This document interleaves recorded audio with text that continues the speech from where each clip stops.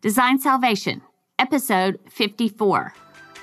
This is Design Salvation, your lifeline to better design with Dixie and Annie. Our mission is to share our conversation with you so we can all elevate our work and lifestyle.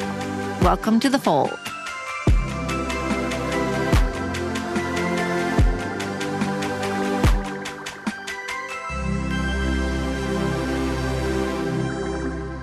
Hey y'all, it's Dixie Stark. And Annie Lundquist. We are Design Salvation.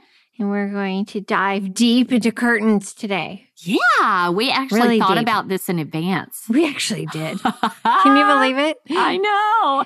Okay. Normally we just kind of shoot from the hip, but I don't know. We kind of had this topic because it's just kind of come up. We haven't discussed it before. I don't think so. And if we have, we've just dipped a toe and we're like, you know what, we can dive a little deeper. Okay, but we made a drink, which is super pretty because it's a blackberry. It was so pretty.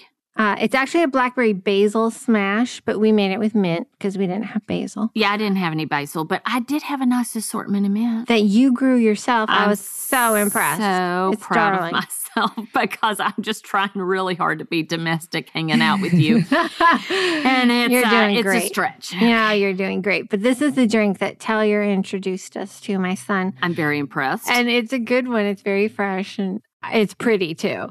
But I realized as we were coming upstairs here to record that I forgot an ingredient. It has, because remember you kept saying, I was expecting it to be sweet. It's so tart because it has lemon juice in it. We didn't put the simple syrup in. What? Because I kept tasting it thinking, I really like this thing. Yeah, it was stupid of me. So when you see the video, that's hilarious. You forgot to show because it's so pretty. And I was thinking, I was like, Annie always has the sweet drinks. I cannot believe this is so tart for her. That's hilarious. It's gin, lemon juice, and then a splash of sparkling water. Right, which I love. Which we love. And then it's the mint and the blackberry. But yeah, that was what we drank. And it has to have some simple syrup. I mean, really, honestly. Yeah, because it was tart. No, it was good. I thought it was good because it tasted like a lemonade to me is what it tasted like. That's true. But I was expecting when I first took that first sip, I was expecting out of you coming here with the recipe, I was expecting sweet. I don't know. I had a little brain cramp. But even lemonade has some sugar in it, Lovey. This is true. Yeah. Anyway, when I post it and I do the little thing, I'll let everybody know. Please put some simple syrup in it. You know what I'm going to do? I'm going to take that. I'm going to make it over again. Put the simple syrup in it and see. Yeah, I think you're going to be super happy. I'm going to do it. We have some leftovers. We have leftover lemon blackberries. Yes. I'm going to do it. I'm going to do it. So, okay, let's talk about curtains. You know what happened? The reason I even brought this up. Why did it come up? This is so, people are working from home. Mm-hmm. And I'm getting these random orders from clients from days gone by for things that I proposed for I don't know, a year and a half, 2 years ago, maybe 6 months ago, but it's the most random things we're ready to do our headboard. Mm-hmm. We're working from home and sometimes I just want to look at my computer in bed. Mm-hmm, mm-hmm. Oh, we have noticed that we really could use that stair runner, our dog's going up and down the stairs because we're going up and down the stairs because we're home. No, because lifestyles have really, really changed. People are at home more and they're noticing things. I said to my husband the other day, why is the dog driving me crazy? Because we have a really low impact, small footprint dog. Very, very low impact. He's driving you nuts? He's driving me nuts. And Deke said, because we're home all day. So he wants to be in your lap all day. Wants to be or he's going to bark at the delivery man, And it's because you're there. Because we're there. So it's changing the way we live and the things that bother us. And so I totally get this. Yeah. So I was, making this observation. I kind of note to self, this is interesting because I always am looking for trends. You know how I am about the whole trend thing. You're an analyst at heart. I like to just, and I'm note to self, this is happening. This is funny. And so anyway, I happened to be in one of my favorite showrooms at the Design Center. I was at the Kelly Forsland showroom. I was talking to Kelly, the owner, and we were having this whole discussion. And she mentioned that, things were becoming a little bit more traditional prior to us all having to have our stay-at-home orders. And, she was noticing that. She wasn't sure if that was still going to stick around when things got a little more free and lifted and, what was going to happen. And do you think she was referencing more furniture or fabric? Both. I think that she had picked up some more traditional patterned lines and more kind of traditional lines that would also offer up really good drapery options, with double widths and that kind of thing. And so she was just kind of making that observation and also embellishments like, passementerie. Yeah. She carries Samuels and Sons. And so anyway, so we were having that whole conversation. I was like, this is interesting because I have installed draperies in the past month because people have wanted them that didn't think they wanted them before. Well, and I don't know about you, but I've had so many clients say, I hate drapery. Oh, I know. I don't ever want curtains to like, why? To block my view or They say that in Seattle a lot. They always say that in Seattle all the time. Right. Oh, it's going to block my view. I'm like, no, it's going to frame your view. Oh, I say now, that's clever. That seems so obvious, and I haven't used that phrase. I'm like, no, it's going to frame it. It's like, putting your artwork up and then putting a great frame around it. Some people think that it's going to block their moldings and they'll get these really great older homes that, have great, moldings and crown and their trim is all dressed up around the window so and then they'll be like all of it. They don't want to cover it up. And I see that more with the conversation that men have with me, even more so than women. Sure. I think women can see beyond that a little bit, but I have tons of women too that will say, no, I don't want to. Yeah, exactly. I don't want to cover up my windows. I don't. They're too fussy. It's just too much. It's just too much. Well, so I have this one client in particular that said, I have got to get me some draperies in this dining room. I know you proposed them way long ago, but she goes, now that we're home, they have a place that's really urban. It's in one of the downtown, neighborhoods in Seattle. And she was like, I can sit at my dining room table working. She's working from home. And she's like, and I can see my neighbor in her kitchen. And we're waving to each other. And she goes, as much as I love my neighbor, and I do, I'm very distracted when I'm trying to be on a Zoom call or I'm trying to focus on a document that needs to go out or whatever. I've got to get draperies. Yeah. And she has shears on her, or sheer Roman shades that she opted for on those windows, but we have to put this other layer. Very interesting. Yeah, no, it is interesting. And I've never had a client say, I wish we hadn't installed drapes. That has never happened. I don't think I've ever had that either. Now, I've seen some chaotic versions of drapery. Where I have too. I've come in behind, and the amount of money and the expense, the amount of fabric and the hardware and then the installation. There are all these steps to draperies that a lot of people just don't want to put the energy into. And then when they do and it's too much, it's really sad.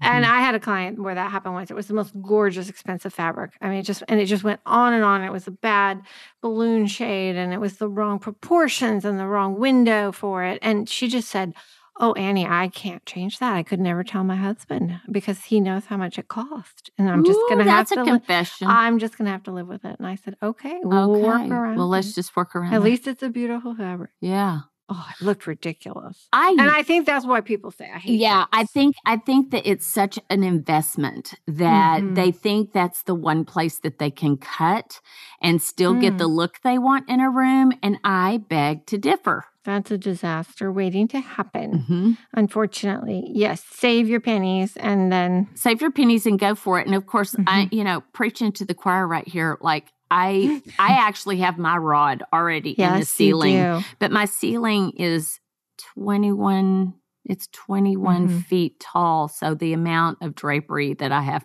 to cover those windows is significant. And I've been putting it off and putting it off and putting it off. And it is definitely something that I feel is missing in my space. Yeah. And I can't wait. But it's a chunk of change. It's a chunk of change. It's a commitment. Yeah. Yeah. It's going to be gorgeous.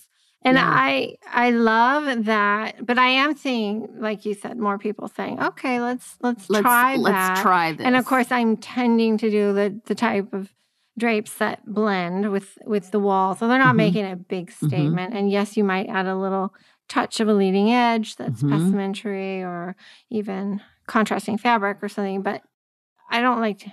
You don't like to make a big show out of the windows. It's kind of interesting. Have you ever really done where the drapery is the same as like the wallpaper, which is the same as the fabric? Yes, have you done that? And that works beautifully. Yeah. When it just all is that you can do. All one pattern. That's a very easy thing to do if you have the right fabric. Yeah. For someone to succeed at, especially in a bedroom. Of course. It's wonderful. Of course. It's funny because I have a tendency to do the same thing as you do in many cases, even though our styles are oftentimes way different. Or, not even so much our styles being different, but we have different types of projects. Yes. I think that's more certain designers pull in certain types of projects. But I have a tendency to also do a relatively soft or neutral textured, or I love a wool sateen. I love a wool sheer. I have a tendency to love linen. I know linen can actually get a little OOC because it can grow. People, if you steam it, it will grow. Linen will stretch. It's funny that you say that because I have hemp curtains. Yes. And in the winter, they're a little short. And in the summer, they're a little long. Yes. So they are That is a true testimony, to what happens with our natural fibers. But the other thing with linen, too, the reason I love wool, and I think you do too, is it's such a quiet, like if you hold it up to the light, it doesn't have the activity that linen does. Right. It doesn't have any slub. No. So it's really pretty. Linen can look pretty active and almost like it has a pattern. When the light is coming through linen, and oftentimes even when you line it, you will still see this. I made this observation after it had already been installed at a project, and it seemed to be fine because it was a secondary space, but I had used a relatively neutral, almost like ivory linen. But because of the location of the window and the intense light during certain times of the day, those draperies did not look ivory. They looked yellow. Yeah, okay. I've had that happen. Have you? Lulu's curtains, because I had a leftover bolt. And I thought, you know what? I think this is going to work. I'll just use this. And the same thing happened. They went up, they're yellow. I know. So it's kind of one of those things that, word of caution is that if you are going to, bite off and do draperies, make sure that you always put that fabric up in the window. Pattern check when the light's coming through, because it will absolutely alter the color palette. It's kind of funny right now. I don't know. There's not a lot of workrooms. There's not a lot of installers for drapery. And I think that discourages a lot of designers, but it certainly discourages the end users if they aren't working with a designer. Because it sounds like installation's easy, but the installer comes out, he measures. He often has great advice on the type of rod, which you can get through the showrooms that sell the rods too, but if not, the installer's there on site. Yes. It can be give you advice. He can be like, or she, but I only know he installers. It can really be helpful, but they're few and far between because it's not something that young people want to go into. I'm a curtain installer. I'm just going to do, and installation. I work with one, and he was trying to get an apprentice. Oh, gosh. Was he challenged? He was so challenged. He said they last for 2 months, and then they just say, no. It's too boring. I don't really care. Isn't that interesting? And he's like, no, it's not boring. It's actually challenging. There have been so many times that I have actually placed the order for draperies where I've measured on my own and I've ordered the rod myself and I've just had the installer come out and it was successful. There have been other times that I wish so bad that I had taken that extra moment to get the installer out there first so that he could advise me on the best suited way to tackle it. It's not really fair to the installer to just say, hey, I've got some draperies I need you to install, because he doesn't know what, they're walking into. And they might have, maybe they need wood screws and not sheetrock, molly bolts, or maybe they need black screws because the rod and the, brackets or such. So it's really nice to have them engaged from the very, very beginning. And then they also know how to quote the job accurately. Like, it's going to take me an hour and a half to do this, or it's going to take me 45 minutes. Or 5 hours. Or 5 hours. Good grief, Lord, have mercy on our souls. But they are, it happens. I would say curtain installs are probably, when I wake up and know I have a curtain install, I'm nervous. I'm nervous even if I've had someone else measure. I am nervous. I am too. It's hard. I am too. It's really, really hard. So what are some of your favorite things? Do you like to put passementry on draperies, or do you prefer them simple, or is it It really depends. It's case dependent for sure. I love a plain drape, but then I love the details too. I do too. So it really, really depends. Now, for example, in my living and dining room, I have windows everywhere. They're doors. I have doors everywhere. So I didn't put any passementry on, number one, because it would have been insanely expensive. Of course. So much yardage. And number two, because I just didn't want the complicated look. Right. I wanted to keep it super simple. And in fact, I didn't go with really wide panels that I could pull the full width, because again, it's so much yardage. I didn't want it to look heavy in the room, in a space. Especially, yes. So it's a little spare. I mean, I think, I don't know. If I'd had a little more money, I might have added a little more width to them. I'm not sure. I would have had to. I think they look super proportionate. Okay. The one thing that I will say is that draperies can be like what you see sometime on the exterior of buildings, where you'll see this big, large window, and you'll see these tiny little shutters on the outside, and you're like, okay, now those aren't really functional. They really could never cover that window, and they're just there because you lick them, stick them, slap them up there, whatever. You don't want your drapery panels to do that either. I understand the idea of a stationary panel, but you do want them to look like they're remotely functional. Yes. Because that's when it's going to balance the architecture best. Just like it would on the exterior of a building, No, it's well said. It's going to balance it best if you make it look as if it's operational. I love those rods that return back to the wall. What about you? That's all I use. Yeah. Almost all I use, especially for my own home. All mine are return rods. I love those. It's very French. It's very European. And I think, because I don't like that return thing on the you do pleat. with the pleat. I don't care for that. Well, this solves that problem. Right. If you have the return back to the wall, then you don't have that gap between drapery and the wall itself, which is that light gap that bugs people. But more importantly, it just looks finished off, and it doesn't look like those are floating out there. And you don't have a finial to deal with. Yeah, you don't have that gap. Yep. I do love it. I think it's... But you have to think ahead a little bit. You have to think that through. Because once you put the rings on, you have to have the right number. Good point. Because otherwise you have to unscrew the rod from the wall. You have to unscrew the whole rod and do it all over again. The installation that I just mentioned that I just did, I had to actually mount the rod onto the trim. It's just the way the whole... Yes, that happens place sometimes. was framed out. And I normally wouldn't do that, but it worked out beautifully. And in that case, I couldn't do the return rod. Yeah, And so I had to make sure that last pleat had a little extra on the end. And I had to, make sure the workroom was aware that, I didn't have a return rod. So I was going to have to do that with the actual extra material there. It turned out great. I was lucky that everything fell into place. But, I am seeing those return rods at more do-it-yourself places, like Pottery Barn or West Elm, I think, has a return rod. I haven't noticed. Maybe Crate and Barrel. Now, I don't know, but I think I've seen them. I usually do those Orion. I think you do too. I use Orion. I love them, and I think they're well priced, and they have a quick ship program. Which is great.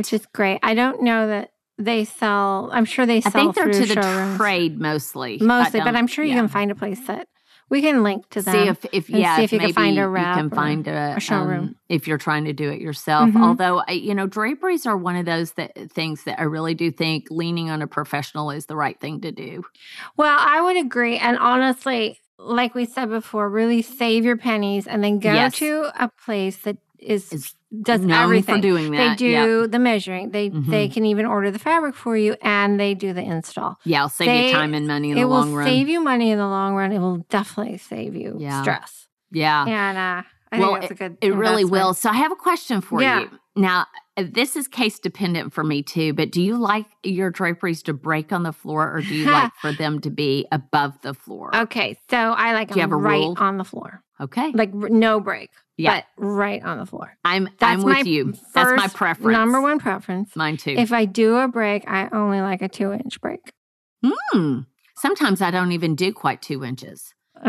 Sometimes, if I do a break, it literally is just a little, just a little. Especially with wool that drapes so well. That's a pretty thing to have, just a little break, kind of like a men's trouser where you just have that little tiny little bend. I will like that, but my preference still is absolutely perfect. I agree with you. If the draperies are operational, I like them to exactly be right there at the floor, just from the functional standpoint, because most people don't know how to fix their draperies or pull their draperies and make them look good and all that kind of such and such. But, if it's going to break, or I don't really ever do a puddle. I don't do a puddle. But if it is... I don't know. Maybe if you had some big empty room and there were silk taffeta or something. I don't know. And then it could puddle like crazy. Well, it reminds me, draperies are kind of like a couture... They're kind of like a couture skirt, where it's like it could be really full, or it could be a little wrinkled like linen, or it could be pleated, or super it could tailored. be super tailored and straight. See, I'm using my hands. I love it. You hit your mic for once. It was me. Sorry, my bad. It's because I was using all of the motions for this kind of couture conversation about the draperies. But anyways, okay, I got a little happy, but. It is one of those things where, a professional can just really, really make it look What perfect. About lining? Talk to me about, let's go down that path. Let's go down lining. Well, I don't really like I understand that people oftentimes will have draperies in their home because they want the blackout factor, but I don't really like blackout fabric. I hate it's stiff. It's stiff, and it changes the quality, the way it just changes everything about the how drape your fabric, of the drape of your what I call face fabric is really altered. Yeah. So whenever I can avoid that, I will do so, and I might just try to use a heavier lining, and I might even put in an interlining. I love an interlining anyway. What do you use, like a thin felt? That's what I usually use. And I think that is my more preferred way of doing a blackout, or even furthermore, sound absorbing / warmth absorbing kind of, because sometimes people have old windows and you need them for warmth, and sometimes they have... Even if you have new windows, they add a ton of warmth. They do. And just aside from that, just the room in general looks warm. The sound absorption is an amazing upgrade for your living quality. And I think people underestimate that when they talk about, I want to see the view, or I want to see my molding, or whatever, is they are giving up this beautiful living quality where it has this enveloping sensibility. It does. I noticed when I lived in Dallas that people had more draperies. Sure. And they open and close them regularly. And I will have to say that I see more fading on furniture, hardwood floors, all of that here in our dreary kind of like drab weather than I ever did in Dallas, because they use the draperies the opposite way of us using them here. They use them to keep the heat out. That's true. And then they don't have all that fade. That is true. Like drapes are just my drapes rarely get pulled, except maybe at the front of the house if we want to feel like we're a little more private. But that's a really good point. No, we don't use them to keep the heat out. We don't need to. But they do there, and I just noticed, I was like, gosh, I really never saw a lot of fading issues until I moved out here. And I was like, oh my gosh, everybody's furniture's faded and the hardwood floors are faded and the whole thing.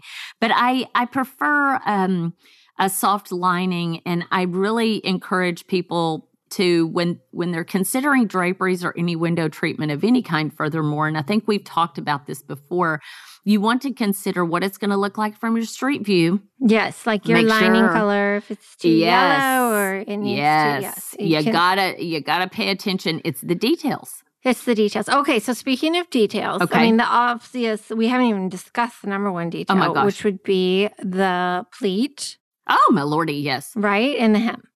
Yes. So let's talk about the pleat first, because it's more in people's minds, I'm sure. Yeah, I have a tendency to like a little bit more of a relaxed fluid drapery. I like the pinch pleat at the very, very top. A lot of people call it a French pleat. It's not typically a 2 or 3 gather of fabric. Rather, it's usually just a little, and it's right usually one, and it's at the very, very top. That's my first preference, especially when using rings and using the rods that are really our go-tos. That's my favorite. And I like the French roll as well, but those two kind of go hand on the hem, go hand in hand.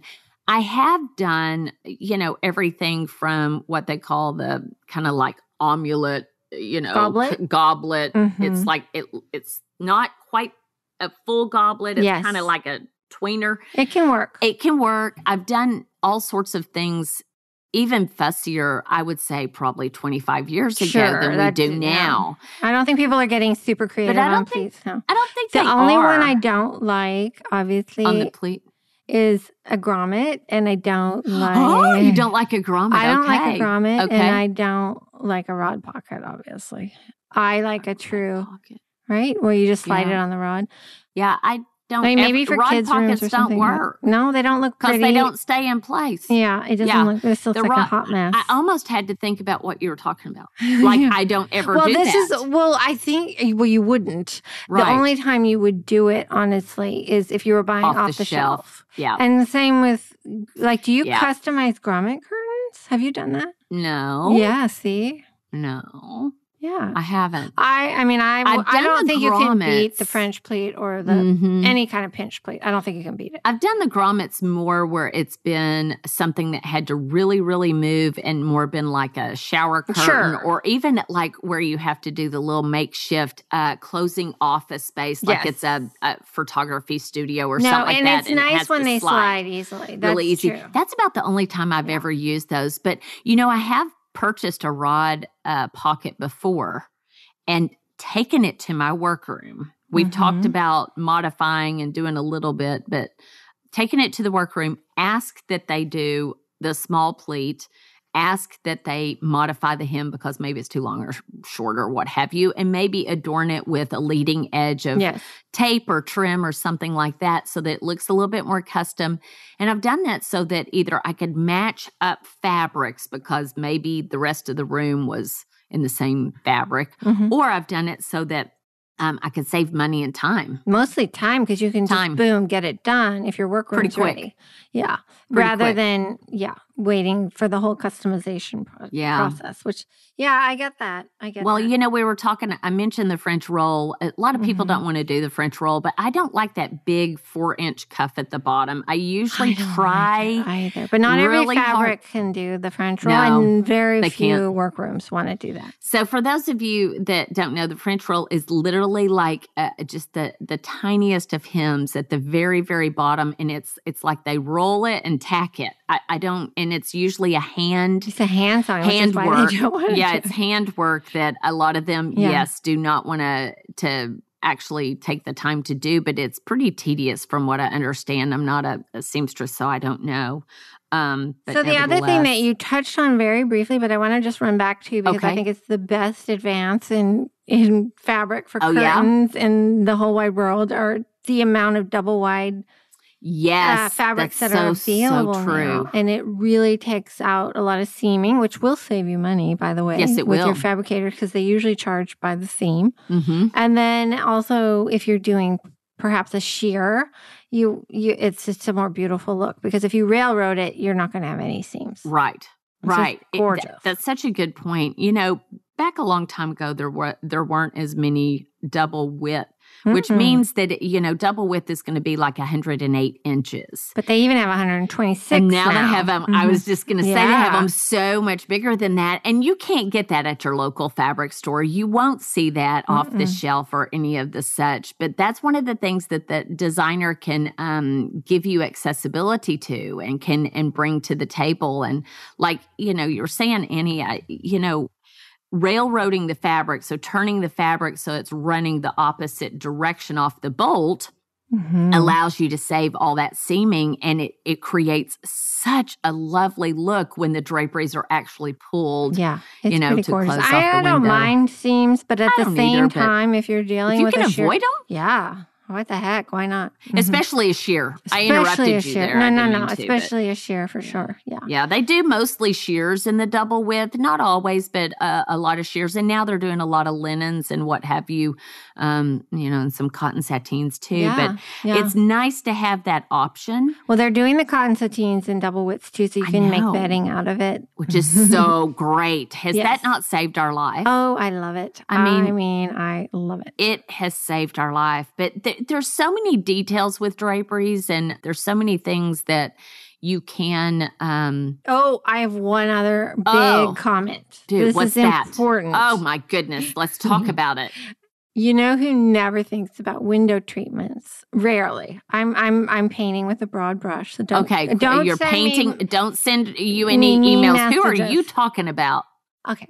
Architects do not think about window treatments. No, they do not. And they inevitably make these beautiful window scenarios that are yep. absolutely, we cannot solve the puzzle successfully. Not if it's already done. If you are working on a custom house, you make sure that you review that with the architect and the clients, and make sure you know how to address that in an elegant way, so it's not kludgy and you're not hanging from some incredible height because there's one strange window up there and they have to sleep in the dark or God knows what. Exactly. There are so many things that aren't taken into consideration if you really want to incorporate draperies into your spaces. I mean, architects are notorious for wanting to have windows meet in the corner, but that doesn't allow us any space for any sort of mounting or any stack or anything. So as beautiful as that concept is, if you think you want draperies in your room, and 9 times out of 10, you need to, to kind of consider that. Yeah, if you're fortunate enough to be doing some custom look, or you're a builder and you're working with an architect, or you're the builder who is the architect, just ponder for 1 second, for please. 2.2 seconds that this might be something you want to consider. I think we've worn out the curtain. We have. But hey, is it curtains or draperies? Well, that's a good question. So, what is it? I don't care. I use them interchangeably. And I do? I do. So when I was in school, there were certain things that we weren't supposed to say, and our professors would call us out on it, and they would it wasn't that they would ridicule us, but they would let the whole studio know that you weren't supposed to say something. And so one of the things is it curtains or is it drapes or is it draperies? Oh. And my professors always said draperies. Draperies. So you couldn't say curtains. Well, they refer curtains do exist, and if you look it up, because I got curious, because I got called out in class for calling them curtains. Okay, and then my professor was like, "No, they're actually draperies," and I actually at the time was so mortified because I hate for anybody to embarrass me. Yeah, and that's just one of those things that I don't like. Well, I went and looked it up, and when I looked it up, it references curtains and draperies as both equally appropriate, and that, curtains was a term that was used back in, the day, not just recent. I mean, long ago. So I haven't looked it up recent, but anyways, drapes they said was incorrect. Oh, wow. Isn't okay, well, that I make funny? that mistake all the time. But it was then. the same thing. Like they wouldn't let us say couch. We had to say sofa. Sofa. I use those interchangeably. And we couldn't say commode. We had to say toilet. My professor would say, a commode is a chest. Uh-huh. I don't know anyone from the South who's super proper who would say toilet. That would just kill they them. always said commode. Yeah. My girlfriend, Dot, who's my mama would say commode. Oh, she says commode. Uh-huh. And she's lived in Seattle for 30 years. Mm-hmm. She says it's commode. Mm-hmm. And so I had to kind of think about my other way. But every time I hear, draperies, curtains, whatever, it kind of like in the back of my mind. I wish you told me that to think before. about that. I said drapes about 800 Did times you? today. I think so. Yeah, who knows? I don't know. I think it's more not when I hear it so much. I just said that, but I think it's more when I'm speaking that I always call it out as draperies. Well, that makes sense, especially since you've been scolded. I've been scolded. Okay, there you go. I have a funny story before we go, and then we're going to let y'all go. Oh my gosh, what? Is it a confession or a story? I don't know. It's a story. It's not a confession. I like stories. Have I heard this? No. So we have, we're a little lax on how we have keys to the house because someone's always home and we have so much family around and blah, blah, blah, blah. Yeah. So usually your back door's open during the middle of the day. Exactly. But we do lock it at night. But yes, it's your office. Exactly. Yeah. So last week I had a little I just wasn't feeling great. And the doc was sort of the on-call doc was like, your fever's too high for, what you're going through. And so we're worried. So you need to go into the emergency room. And I was like, I don't need to go to the emergency room. Like, for crying and she out loud. said, you're going. So I was like, okay. So I said to Deke, come on, let's hop in the car. They want to make sure and they want to run some tests. So, we get there. It's 9:00 at night or whatever. And the doc says, well, we're probably going to have to admit you. And so we're going to start with... This is not a funny story. I promise it is. Okay. I promise it is because I was totally fine. Yes, okay. It's a good point. Okay. So I sent Deke home around midnight because you know how long it takes. And the doc had said, we're going to admit you. So I thought, I said, Deke, honey, go home and please sleep for me. Okay. Sleep for me. Okay. Just go. And he reluctantly went off and then around. And I did all my follow-up tests and everything was fine. And the doctor came back in at 3:30 and said, well, you can go home. Yeah. And I was like, but fantastic. You're an orphan in the hospital I'm an orphan in the hospital. So No. So I called Deke. And of course, he sleeps like the dead. And I can't get him. Of course, we don't have a landline anymore. Who has a landline, for heaven's sakes? So then I call the kids because I'm thinking, maybe I can. And they sleep like the dead. This is the Lundquist tradition, which I absolutely hate. And I'm trying to think, who can I call? You could have called me. I wasn't going to call you at 3:30 in the morning and scare you. Well, you could have. My phone is right by my bed. Okay, well, and I sleep light. The gal comes in and she's like, are you okay? Do you need me to call you an Uber? And I was like, yeah, I need an Uber. Yeah. So I get home at 4 a.m. I'm Uber and very nice Uber guy. We had a good conversation about the protests and our autonomous zone up on Capitol Hill. And the whole thing. The whole thing. Oh, yeah. A little too interesting. Anyway, so he drops me off and I realize as I'm getting to the door, I don't have a key.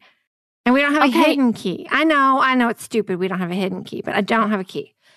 So I'm pounding on the door, but I don't want to scare the neighbors. Like, who's trying to break into the Lundquist house? You have tons of windows. I know. But it wasn't nice out because it had been raining. Tellier's window was cracked, so I went and yelled at him a little bit. But I, again, didn't want to wake up the neighbors. Deke, no way. So I go back to Lulu's side, and that's where we have our patio, which is that, loose marble, gravel, gravelly marble. That little pea gravel. So I start throwing at her window. I hope I don't break the window, but I'm throwing and throwing. Yeah, because you get onto the landscapers when they use the wrong tools. Nothing happens. And stuff. So then I go and I try and break in the garage because I think I have extra sofas in there. I mean, what designer doesn't have extra sofas in her garage? I could sleep in there. Oh, no. And you're thinking probably, okay, it's 4 a.m. Somebody's going to get up by. Yeah, I only had to, cover a couple hours. It would be okay. It would be the end of the world. But then I go back to throwing rocks, and finally I get this little bzz, And I realized, and it's Lulu texting me. So she's woken up. She read that I was trying to call her. She has no idea, but she didn't hear the rocks. She doesn't know what woke her up, but she's like, where are you? And I said, I'm outside. So she comes down, lets me in. I go upstairs. I sneak into bed real quietly. And Deke wakes up the next morning and is like, how did you get here? I said, you didn't turn your phone up. I could be the boogeyman. Yeah, I could be the boogeyman. I mean, seriously. Oh, my gosh. No, you were going to have to sleep in the garage. In the garage. But was the garage open? Well, not really. There was one door that was sort of... You could have gotten... Oh, my gosh. I could have kind of shoved and probably made my way in and then flipped a couch down and, had a pretty good night's rest. What the heck? Good night's rest. Well, at least you could have. Well, I mean, it's sitting outside, but you would have had probably 3 or 4 hours before people were up. 3 hours. 3. We got up really early. Okay, probably 3 hours, and frankly, it would have been quieter. Goodness for Lulu. I know. Get yourself a key. I know. Makes me want to have a key to your house. I'm like, can I get a key to your house so that we don't have this situation? Oh my Lord. It was not properly thought through, but. There you go. That's my story. My goodness. So let's not do that again. Yeah, don't tear up our windows. Let's enhance our windows. Windows. Don't break them with rock throwing. My gosh, let's don't lock ourselves completely out of our houses. Exactly. But let's think about our window treatments. I'm so glad you got a good night's rest after all that. Well, thank you. And I am really looking forward to, in the next couple of weeks, I will be hanging my bedroom curtains. Nice. Yes. Maybe we have to document that. Maybe not. We do. I want to document the whole bedroom, which is coming together very slowly. Just the little hanging, just a portion, a little hanging. Okay, that would be kind of fun. Okay, we'll do that. All is well. All is well. We'll talk to you next week. Ciao for now. Ciao for now. Hey, y'all. Don't forget to follow us on Instagram, Twitter, and Facebook. You can also find us at designsalvation.com, where we'll have the past podcasts listed as well as show notes. Hope to see you there.